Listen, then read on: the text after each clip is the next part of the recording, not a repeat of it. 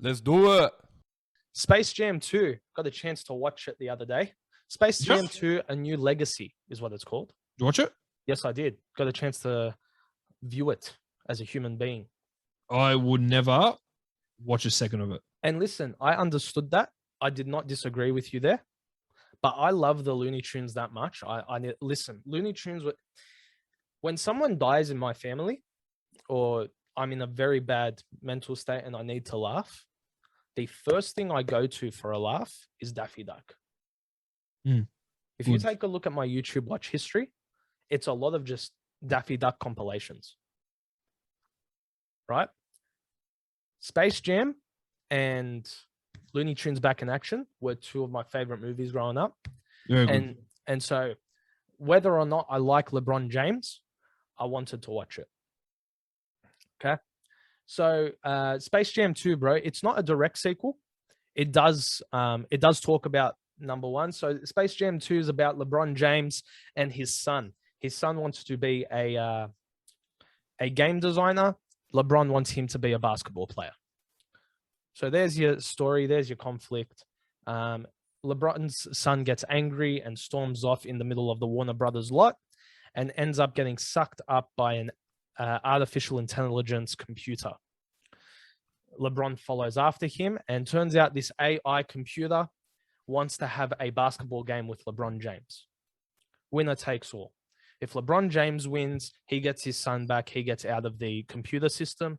If the computer system wins, they're stuck in there forever. That's your plot. That's your story. Okay? I couldn't get through you talking about it for 30 seconds. Correct. Very dumb storyline. But pretty cliche. If you think about it, there's a problem. They've got to fix it. Get the Looney Tunes involved. LeBron doesn't want to use the Looney Tunes. He wants to use Superman. He wants to use all these other WB properties. Fair enough. I'd do the same thing. If this is, I've got to win this basketball game, it's like that. But he ends up getting forced to use the Looney Tunes because Bugs Bunny wants to get his team back together and they want to try something. For a Looney Tunes movie stat, the Looney Tunes were barely in it. And that frustrated me. That's crap. For a Looney Tunes movie, they were the sideline characters to LeBron James and to every other Warner Brothers property under the sun. What it felt like was a massive advertisement for HBO Max, Warner Brothers streaming service. Okay. And it wasn't done well. Like, you'd see characters from other movies and other TV shows in the background, like of the basketball game.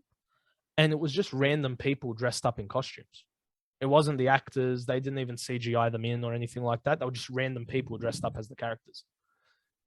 It was like a very bad Halloween party. How long did it go for? Bro, 2 hours. 2 hours? Bro. And listen, the whole time I'm thinking to myself, just get the Looney Tunes on the screen, get the Looney Tunes on, then I'll laugh, then I'll have a good time. Anytime the Looney Tunes were on the screen, it was like they were forced on, like they weren't really naturally put onto the screen. You know what I'm saying? Mm. Like they were doing things that were out of character for them. It just wasn't good, wasn't funny. The one joke that hit, the one joke that made me actually laugh out loud, like full on, I actually paused it and rewind it because it was that funny.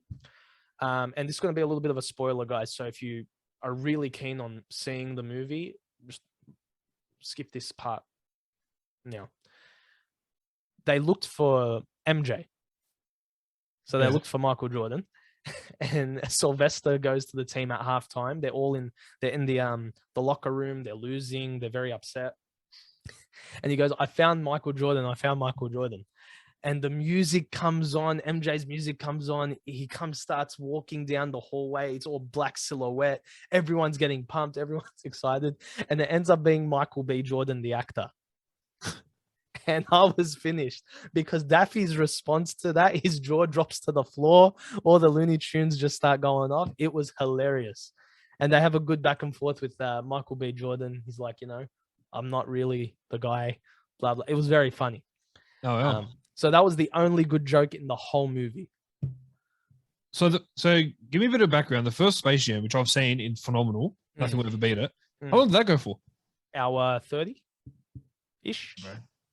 2 hours for that? No, especially if you're not adding all the Looney Tunes in, like you're not using them properly. Yeah, that's crap. Yeah, and like they weren't even playing basketball. So because the kid wants to be a game designer, they were playing his game like that he's designing. So you didn't really know who's winning, how many points meant what. Like it was just weird, bro. It wasn't good. It wasn't good at all. I was very upset because I was really looking forward to this movie, even though I don't like LeBron.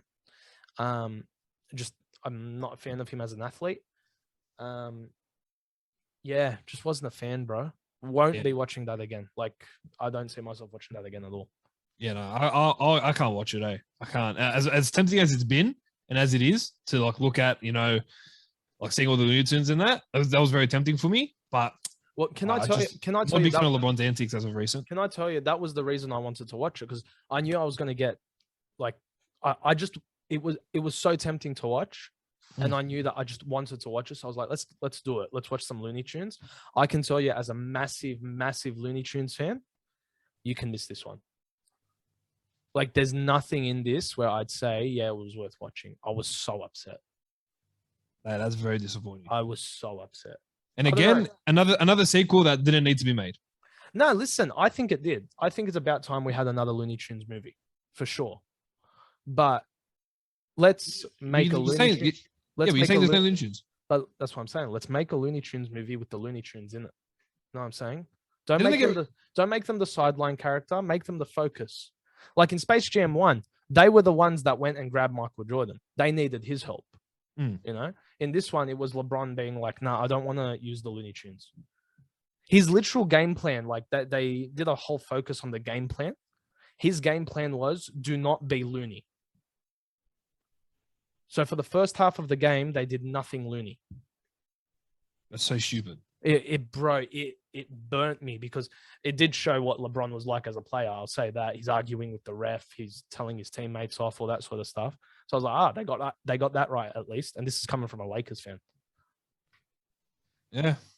I'm glad I'm not going anywhere near that.